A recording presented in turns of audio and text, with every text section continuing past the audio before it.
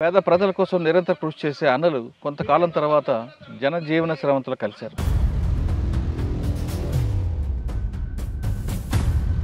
ఎందుకు అప్పట్లో peoples war వెళ్ళారు? వెళ్ళిన తర్వాత మీరు అనుకున్న లక్ష్యం సాధించారా లేదా? కల్వకుర్తి ప్రాంతంలో భూస్వాములకు సంబంధించినటువంటి పెత్తందారి విధానం బలంగా ఉండేది. సేమ్ టైం కారంచేటి సంఘటన. పెద్ద కొత్తపల్లి పోలీసులు ఎందుకు చేయాలనుకున్నారు? చాలామంది ఎన్కౌంటర్లో చనిపోయారు కాబట్టి పోలీసులను నిర్వహించాలి. ప్లస్ పెద్ద కొత్తపల్లి పోలీస్ స్టేషన్ బ్లాస్ట్ చేయడానికి వెనక ఆయుధాల కోసం మీరు చెప్తున్నారు. అసలు ఆ రోజు ఏం జరిగింది? యాక్చువల్గా ట్రాక్టర్తో పోయి మేము అటాక్ చేయాలి. మాకు అంతంతా డ్రైవింగే కదా. ఒక ట్రాక్టర్ తీసుకొచ్చి మావాడు చెట్టు ఎక్కించిండు. కానీ అదే ఘటనలో పోలీసులకు మొదటిసారి గ్రానైట్లు విసిరబట్టే కూడా మీరు అందరూ పారిపోయారనేది వార్త. వాస్తవంగా బక్కన లేకపోతే నేను ఇలా లేను అటాక్లో. అంటే అసాల్ట్ టీమ్ అన్నప్పుడు ఏముంటుంది సార్ అంటే చనిపోతామని ముందరికి వెళ్తాం. అందులో నలుగురం. ఒక సివిలియన్ నిలబడి ఉన్నాడు. మేము ముందుకు దూసుకొని వెళ్తున్నాం. ఇద్దరమే, నేను మోహన్. ఆయన దగ్గర ఉన్నటువంటి పిస్టల్ ముంగల్నే ఉంది.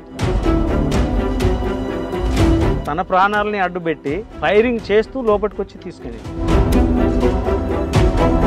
రాజన్న కానీ సాంబశివుడు ఎవరిని కనపడినా ఇంకంతే, అది డాష్ మాటలు. మరి అటువంటి నిర్బంధంలో మీరు ఎలా తిరిగారండి? మనం కూర్చున్న ఏరియాలో ఒక 3 years 4 years కమాండర్గా చేశాను సార్. నేను సరెండర్ అయినప్పుడు మాట్లాడుతూ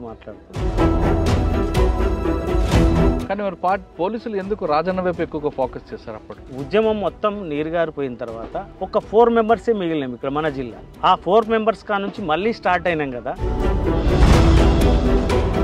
ఎంతకాలం మీరు ఉన్నారు? నేను 14 సంవత్సరాలు. మరి ఎందుకు బయటకు వచ్చారు? వాస్తవంగా సార్ నేను బయటికి రావడానికి కారణం ఏంటిదంటే, రాకముందు ఒకసారి అరెస్ట్ అయినట్టున్నారు కదా? అరెస్ట్ అయినా కొంత అప్పుడు ఎట్లా ఉన్నాం సార్, మనకు కొద్దిగా ర్యాష్గా ఉంటుంటే, కొద్దిగా ఉద్యమ స్వభావం ఉంటుండే. జైలు వార్డెన్కు నాకు ఇద్దరము కొట్టుకోవడం జరిగింది. క్రాంతి రణదేవ్ దగ్గర పనిచేశారు. ఆయన చాలా పెరోషియస్గా ఉంటాడని, ఎవరి మాట వినడు అని, ఒంటెత్తడి పోకడు పోతుంటాడనేది ఒక వార్త వాస్తవం అంటారు. ఒక 19 రోజులు చిత్రహింసలు పెట్టిన తర్వాత అంటే ఎవరికైనా బాధగా సార్, గొడ్లు అరిచినట్టు అరుస్తూ ఉన్నాం.